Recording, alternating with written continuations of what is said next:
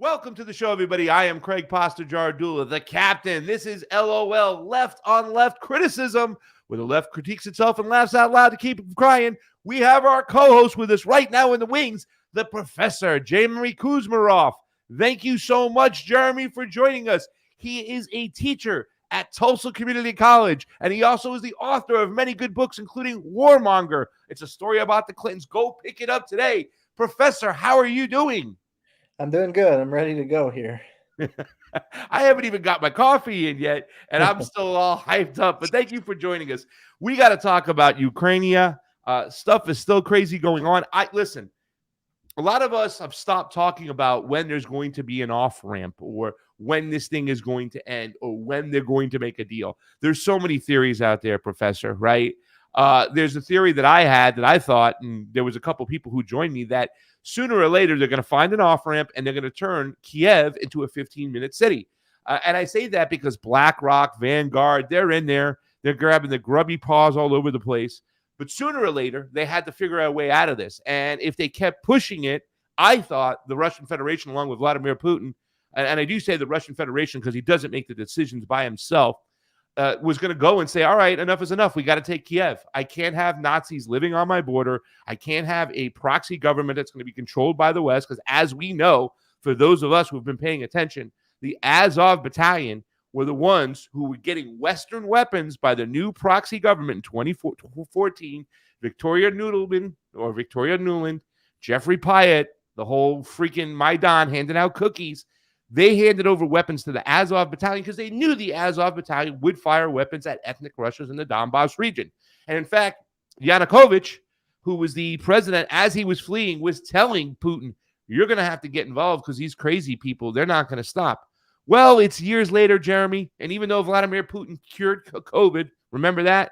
Everybody stopped talking about COVID, and everybody started taking out their Ukrainian flags and started waving it around. It was like, okay, I guess we're not talking about COVID anymore. Putin cured COVID. It's still raging. It's still going on. But the song that remains the same, Professor, and correct me if I'm wrong, is the real disinformation, is the real misinformation. The way the West has kind of silenced a lot of independent voices from that region, people who know what's going on, and to make sure that they've elevated their voices and their story about what's going on in Ukraine. But it's really not the truth, is it, Professor?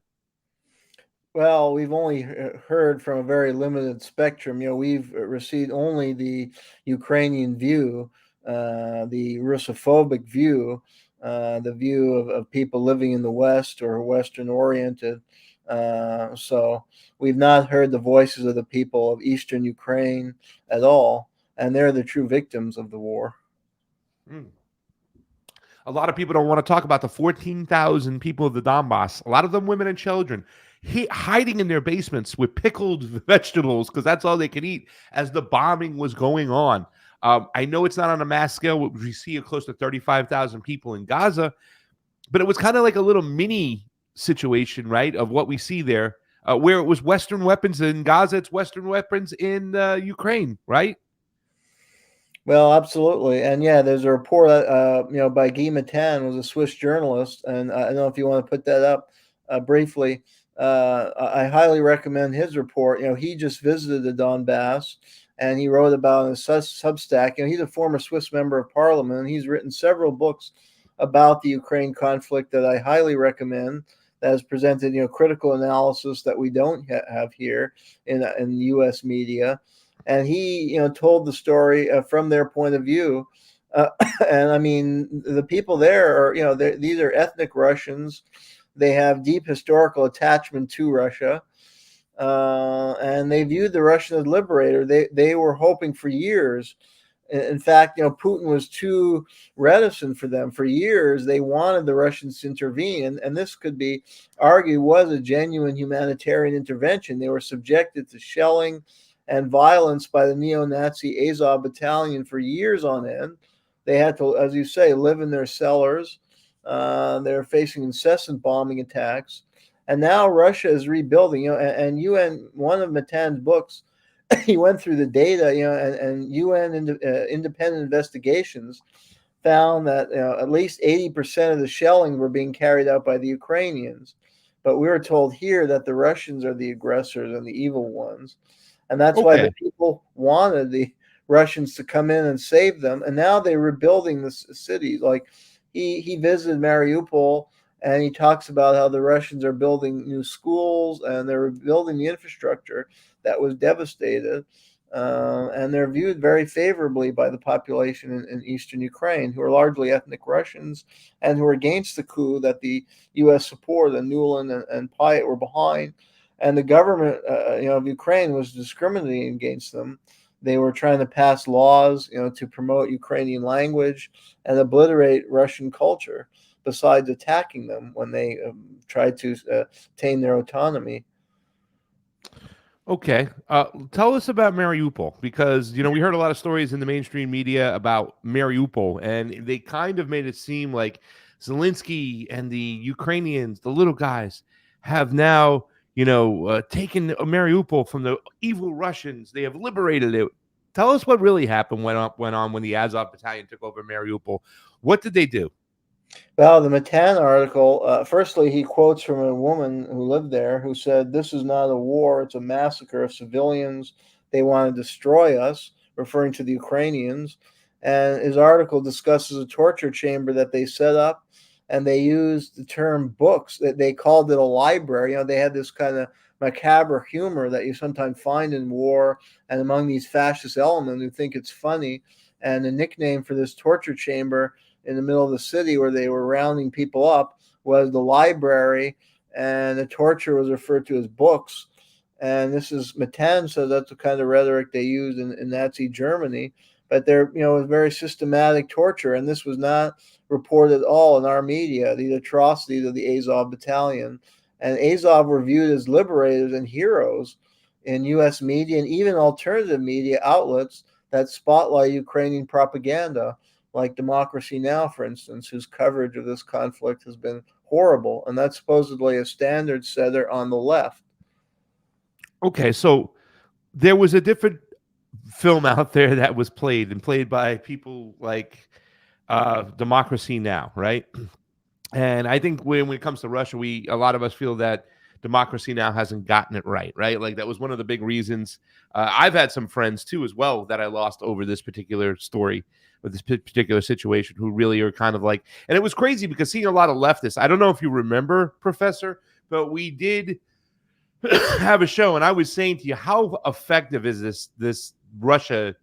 I don't want to say Russia gating, but Russia bastardizing, right? Like just downplaying Russia, making them see evil. That Vladimir Putin really does want to take, like Hakeem Jeffries said the other day, and it was ridiculous. He wants to bring back the old Soviet Union.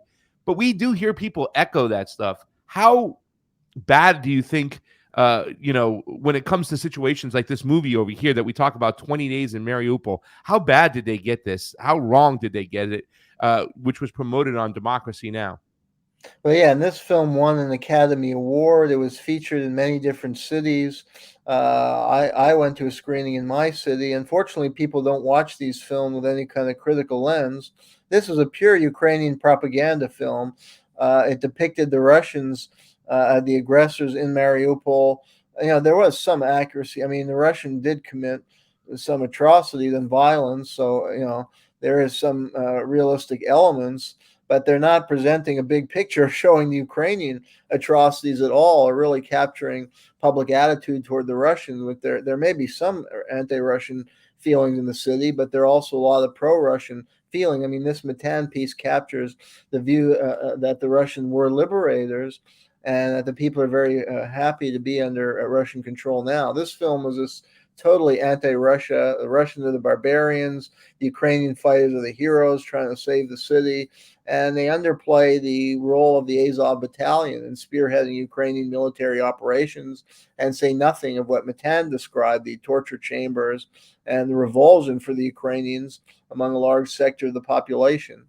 So it's a very biased film, but it got a huge following in the United States, Academy Awards, and it's featured on Democracy Now! So that's how even people on the left view this conflict, and that's why there have been no protests. These student uprisings didn't include protests of Ukraine and the campus complicity in a horrific conflict there.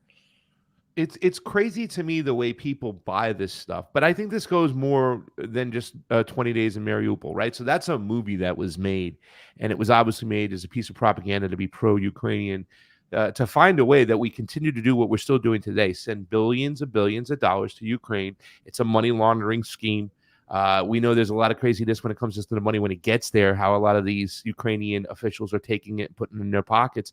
But some of it was swung back to the United States lawmakers through FTX, right? The Samuel Bankman-Fried scandal. But I think, though, Professor, what are your thoughts on the fact that it's more than just this movie, that the fact that the CIA has been involved in Hollywood scripts for quite some time? I've talked about this before. I'll never forgive Sylvester Stallone for, in Rambo 3, making me root for the Mujahideen against the evil Russians. It's part of our culture. It's part of our propaganda. It's part of our schooling. Don't you think there's more to it when it comes to the anti-Russia sentiment than just when it started in 2014? Oh, absolutely. Yeah, it's very deep rooted. It goes back to the Cold War years. There was a huge demonization of the Russians to justify U.S. Cold War policies. And yeah, I think Hollywood played such a huge role in shaping public attitudes towards Russia that it just has carried over into the present era. And unfortunately, there's not a lot of good education. Schools don't teach Russian history. Russian culture is not appreciated much in the United States. So, and most people in America just grew up, watching these films where the Russians are the bad guys and the KGB are these evil forces. Mm-hmm. And so it makes it easy for government propagandists who just demonize Putin and make like he's, this evil KGB agent taking over Russia. And people just believe it because they've watched all those Hollywood movies and that's all they know. I made a tweet once before, Professor. You probably would appreciate it. I said, his name is Vladimir Putin, not Thanos. Vladimir Putin. So, and if you know, for boys and girls out there, I think y'all know who Thanos is. Thanos is the villain from the Marvel episode who wants to get the Infinity Stones and eventually destroy half of the life in the galaxy. I think that's what his whole plot was. Let's talk about Donetsk. Okay, so Donetsk. Why was it called the City of Heroes? Why is it still called the City of Heroes, Professor? Well, they've been resisting the brutal onslaught of the Ukrainians for 10 years now. And this is like a Vietnam type conflict. I mean, a generation ago, anti-war activists and progressives supported and valorized the struggle of the Viet Cong against the puppet government of the United States and the U.S. invasion. And there's really parallel between the Donetsk resistance and the Viet Cong. I mean, they're fighting against a government that was imposed in a coup by outside of the United States, that has terrorized the opposition, that has banned all opposition parties, that has carried a Phoenix-style murder and assassination and torture program, and that wants to subjugate and oppress them, that passed discriminatory laws against their culture and language, and that was trying to, bring in BlackRock, turn over its economy to Wall Street vultures. So, I mean, this should be viewed on the left as a heroic resistance movement. They've fought these Ukrainian, and they're outright Nazis involved fighting them. And they've fought and they've, preserved their autonomy now. Now the Russians control a lot of the region. And, they're part of Russia or connected with Russia. So, and they fought this, in a way, the good fight. I mean, the UN reports showed it was 80% of the shellings were carried out by Ukraine, the overwhelming atrocities and attacks on civilians. So they're fighting for their freedom and liberation. And a lot of their leaders have been assassinated in the Phoenix-style program. And it's not reported here. Nobody knows about these people who've paid the ultimate price in fighting for their freedom, just like the Viet Cong a generation ago. I think it's important also that we get our messaging clear. I was just at an event in Austin, Texas, and I was talking about, hold on, Jamie, get us back to the regular shot before we go over to Patrick Lancaster. This is very important, though, and I want to make sure I'm full screen for this. And I think it's important, Professor, that we get our messaging straight, right? So we can say this. And I'm going to say this out loud because there was a Ukrainian in the audience and we started talking about it, and he got really offended. Not all Ukrainians are Nazis, but there are Nazis in Ukraine. Isn't that important that we point that out? Because, I bet that 20-day movie, what was it called? 20 days in Mariupol, it did show some people, right, who were just simply caught in the middle, who have no political ideology, who just want to live their lives, and they're caught right in the middle of this whole situation. They shouldn't be demonized either. Isn't it important that we send a clear message that not all Ukrainians are Nazis, but the fact that there are Nazis in Ukraine? Absolutely, yeah. They're not all Nazis, but the political faction that the United States empowered in the coup in 2014 included elements of the far right, and they seem to have pressured Zelensky, whatever his own leaning or background, which is rather murky. But it's clear he was under death threats if he negotiated with the Russians. And these people have driven Ukrainian policy and committed legions of atrocities, and U.S. taxpayer dollars are supporting it. And that's where the outrage should be. And the people of Donetsk are fighting back against that. And yet they have no voice in the Western media. There are no groups, anti-war groups, student groups, who are showing them any kind of support for their effort to fight back against these Nazis who have brutally attacked them and tried to take over their region and brutalized them for over 10 years. And the 14,000 killed is only up to 2022. We don't even know the numbers of killed.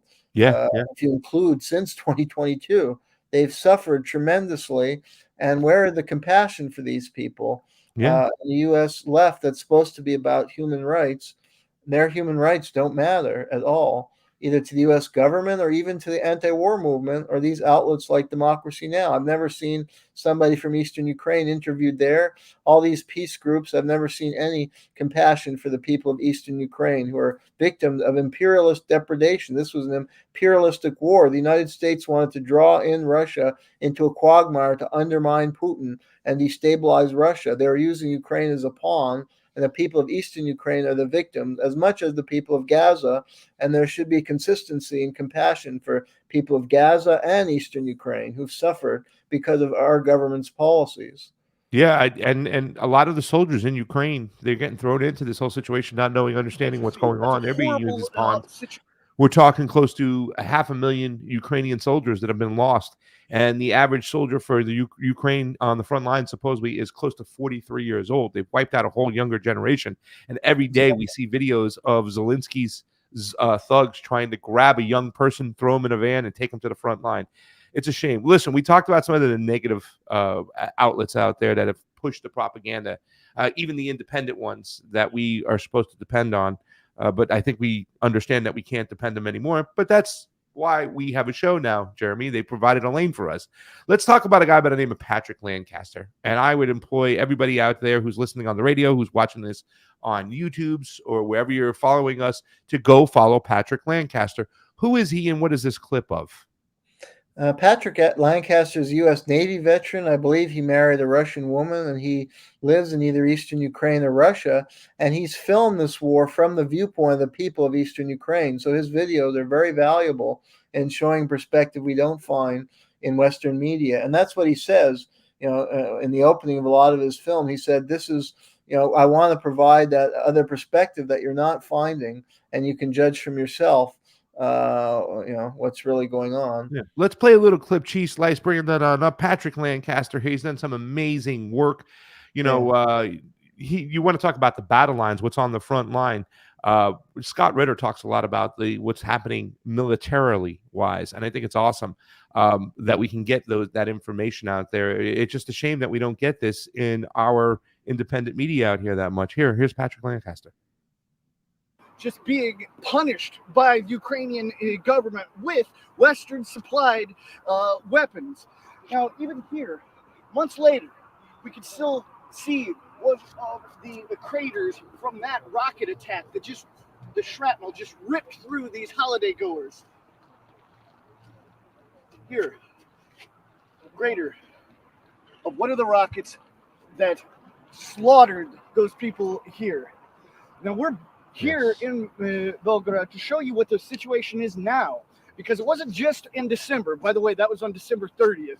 Over the last 2 weeks, yet again, Ukraine has been pushing across the border. Now, keep in mind, this region is not something that's disputed, like the West says it's part of Ukraine, Russia says it's part of Russia. This is Russia. On every map across the world, this is Russia. Okay, so that's Belgrade, right? That's what's happening today. We see more of the you can put them on up, Jamie, please. We see more of this happening every single day if we're following some of the independent news, right? We see them launching rockets into Russia now. Listen, desperate people will do desperate things. What are your thoughts on what we see, what's going on right now? And why wouldn't this spark something from maybe the students out there to get in the streets and say, okay, enough is enough. Now we're giving them Patriot missiles and more rockets to send into Russian territory. They're playing Russian roulette with our lives. You could even kind of staple on in the whole Moscow massacre, which had American fingerprints all over it. I mean, this is getting serious right now. This is another nuclear power. We can end everything in one shot. Go ahead, Professor. Well, yeah, a number of thoughts come to mind. Thought one, where are the protesters? I mean, this is exactly what they're against with regard to Israel, attacking Gazans with American weapons and calling for halting arms supply. Why aren't they calling for halting arms supply to Ukraine, which is using American weapons to massacre civilians, as Lancaster shows? And this is just one video. He's been making these videos for years now, and he's documented legions of these atrocities carried out with U.S. weapons. And point two of this, take it to the next level of absolute insanity by striking into Russia and the Russian cities and threatening World War III against a major nuclear armed power. This is just pure insanity. I mean, it's illegal, but it's just insane. And I mean, Ukraine is suffering. Their people are dying because of these reckless attacks into a larger neighbor. And, I mean, it's going to trigger a world war and the complete destruction of Ukraine. It's as if Ukrainians want to commit suicide because the Russians are going to retaliate against them. And they've killed, we don't know how many, hundreds of thousands of Ukrainians. And Ukraine is just being used as a pawn, just like in the Indochina War. The U.S. used local proxies to do the dirty work, and they were the ones who got killed, like the Hmong in Laos, and the proxy army in South Vietnam was just decimated. So it's not in Ukraine's interest, and it's crazy for everybody. So we need young people to protest these insane warmongers, and they're absent. They're only focused on Israel-Palestine, a conflict that's gone on for 80 years and is going to inflame people. And I agree with them. It's bad. They should protest what the Israelis are doing, but they've got to broaden their protest. Yeah. Less than 90 seconds left, Professor. What do you think it's going to take for some people on the left? Because there's nobody on the left right now to push back in Congress or somebody to wake up. I'm still hoping that Barbara Lee will wake up out of her little days of this whole Putin BS and read a book or see a movie or see something. What's it going to take? Less than a minute left for somebody to get involved to say enough is enough, because it's kind of sad that we have a small contingency of conservatives in Congress that are pushing back against more money going. What is it going to take for somebody on the left to do so? Well, firstly, Barbara Lee gave a speech for the National Endowment. Less than a minute left, Chef. Less than a minute left. But the left historically were anti-war activists, anti-imperialists, identified with working people, with progressive struggles, and they're lost at sea. And that's why we have this show. Yeah.